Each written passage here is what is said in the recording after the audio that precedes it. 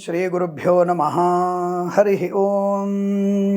సర్వమంగళమాంగళ్యే శివే సర్వార్ధసాధికే శరణ్యే త్ర్యంబికే దేవి నారాయణి నమోస్తుతే.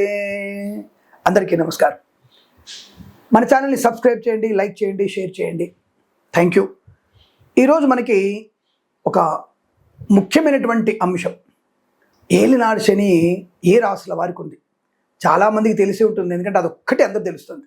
ఏలినాడు శని అంటేనే అమ్మో నా రాశి మేషరాశి, నాకు ఏలినాడు శని ఉంది, అమ్మో నాది మీన రాశి, నాకు ఏలినాడు శని ఉంది, కుంభరాశి, నాకు ఏలినాడు శని ఉంది. ఈ ముగ్గురికి పర్ఫెక్ట్గా తెలుస్తుంది. ఇంకా ప్రస్తుతం వారికి ఏలినాడు శని ఎక్కువగా ఉంది. మీన రాశికి జన్మశని, కుంభరాశికి ద్వితీయ స్థానంలో శని, మేషరాశికి 12వ ఇంట శని.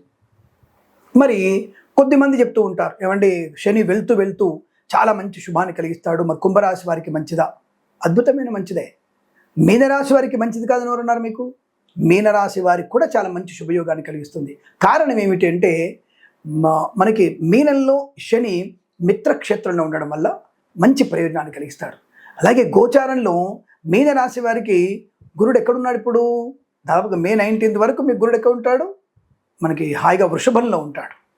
కాబట్టి అక్కడ కూడా మనకి తృతీయస్థ గురుడు మే వరకు బ్రహ్మాండుడి శుభాన్ని కలిగిస్తాడు. అంటే వచ్చే నెల వరకు గురుడు కూడా అత్యంత శుభకారకుడే. మరి 4వ ఇంటికి వెళ్ళినప్పుడు, అంటే గురుడు 4వ ఇంటికి మిథునంలోకి వెళ్ళినప్పుడు ఎలా ఉంటుంది అంటే, గృహయోగాన్ని కలిగిస్తాడు. కాకపోతే లోన్ ఎక్కువ తీసుకోవడం, ప్రైవేట్ బ్యాంకులో లోన్ తీసుకోవాలని చేస్తాడు.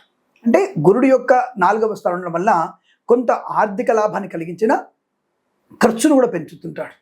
ఇది గురువు యొక్క గోచార స్థితి. మరి అలాగే మరి ఏలినాడు శని గురించి చెప్పాలనుకుంటే, మేషరాశి వారికి ఏంటి ప్రాబ్లం?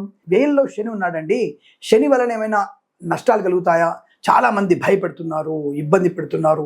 ఇక మేషరాశి వారికి పని అయిపోయినట్టే, ఇంకా ఈ జన్మలో కోలుకోరన్నట్టుగా ఈ యూట్యూబ్లలో అనేక రకాల వదంతులు వ్యాప్తి చేస్తున్నారు.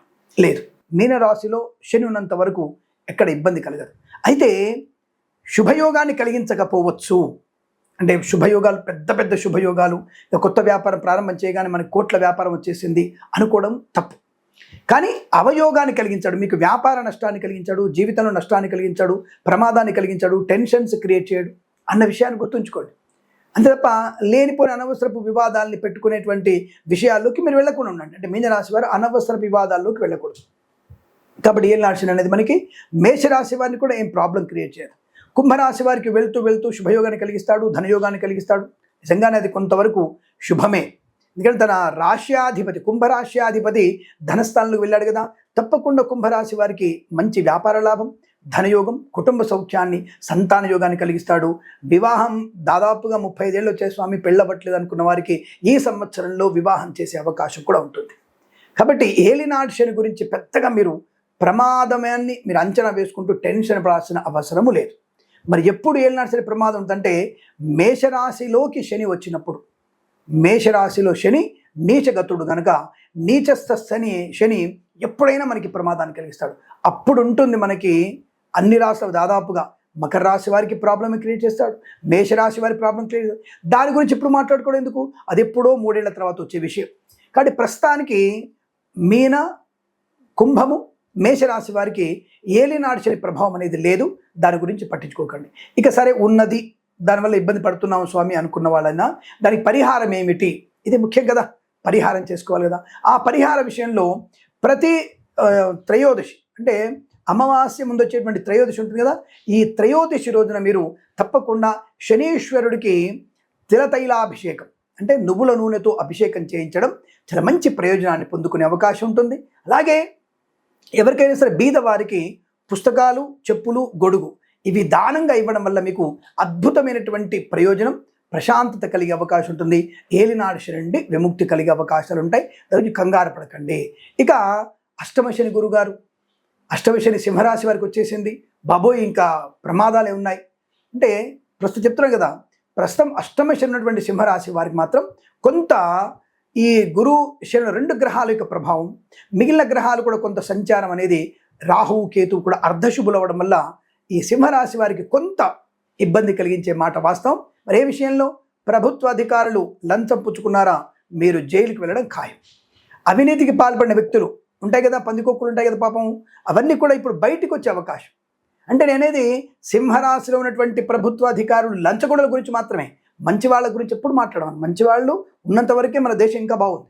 కానీ సింహరాశులు అన్ని రాశుల వాళ్ళు మంచి వాళ్ళు ఉంటారు. కానీ ఎవరైతే ఏ రాశి వాళ్ళైనా సరే లంచగొండులుగా ఉన్నారో వారు ఈ సంవత్సరంలో ఈ నెలలో బయటికి రావడం ఖాయం. మీరు ఎప్పుడో అంటే అది సామెత ఉంటుంది కదా, ఉగ్గుపాలు బయట తీస్తా అంటారు సరే, అలాంటి 3 ఏళ్ల క్రితం 5 ఏళ్ల క్రితం ఆ విషయాలన్నీ కూడా బయటకు వచ్చేసి మిమ్మల్ని జైలుకు పంపడం ఖాయం. కాబట్టి ప్రభుత్వ అధికారులు జాగ్రత్తగా ఉండేటువంటి ప్రయత్నం చేస్తే సరిపోతుంది. మిగతా ప్రైవేట్ సంస్థల్లో పనిచేసే వారికి ఒక సంస్థ నుంచి ఒక సంస్థలోకి మారిపోదాం, నాకు హైపర్ ప్యాకేజ్ కావాలి అనేటువంటి విషయంలో మాత్రం తొందరపాటు నిర్ణయాలు తీసుకోకండి. కొంత గురుడు మారిన తర్వాత అటువంటి అంటే ఎప్పుడు దాదాపుగా మీరు మే టు సెప్టెంబర్ మధ్యలో ఈ యొక్క సింహరాశి వారు ఈ ఉద్యోగం మార్పుల గురించి, గృహం గురించి అప్పుడు ఆలోచించండి. అంతవరకు ఆలోచించకూడదు అన్న విషయాన్ని గుర్తించండి. ఇదొక్కటే తప్ప ఇంకా సింహరాశి వారికి వివాహం అవుతుంది, సంతాన యోగం ఉంది, అనుకూలంగా ప్రయాణ లాభం ఉంది, విదేశాలకు కూడా వెళ్ళగలిగే అవకాశం కూడా ఉంది. ఇక మరి అర్ధాష్టమ శని గురించి మాట్లాడుకోవాలి కదా మనం. ఆ రాశి మనకి ధనుసు రాశి. ధనుసు రాశ్యాధిపతి మీనరాశ్యాధిపతి గురుడే. తన స్వక్షేత్రంలోనే శని ఉన్నాడు కాబట్టి ధనుసు రాశి వారికి అర్ధాష్టమ శని ప్రభావం ఉండదు. అయినా వీళ్ళు సెకండ్ హ్యాండ్ వాహనాన్ని కొనుగోలు చేయకండి, సెకండ్ హ్యాండ్ హౌజులు ఉంటాయి కదా అవి కొనుగోలు చేయకండి. రెండోది స్థలాలు కొంటున్నప్పుడు ఈ ధనుసు రాశి వారు స్థలాలు కొంటున్నప్పుడు డబుల్ రిజిస్ట్రేషన్ అయ్యే అవకాశం ఉంటుంది. ఆ విషయంలో జాగ్రత్త. అయితే ఈ శనీశ్వరుడు యొక్క పరిహారం పోవడానికి మనం శని త్రయోదశి రోజున కానీ బహుళ త్రయోదశి రోజున కానీ తిలతైలాభిషేకం చేసుకోమని చెప్పాం కదా. అలాగే నల్ల నువ్వులు, ఇనుప మూకుడు, పత్తి అంటే గింజలతో ఉన్నటువంటి పత్తిని దానం చేసుకోవడం కూడా మీకు మంచి ప్రతిఫలాన్ని కలిగిస్తుంది.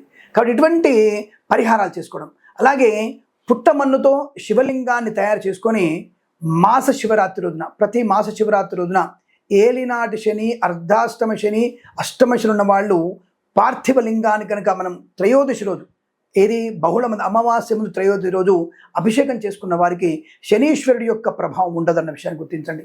అలాగే వీలైతే ఉప్పు, నల్ల నువ్వులు, ఇనుప మూకుల్లో ఉంచి దానం చేసుకోవడం కూడా మంచి ప్రయోజనాన్ని కలిగిస్తుంది అన్న విషయాన్ని గుర్తించండి.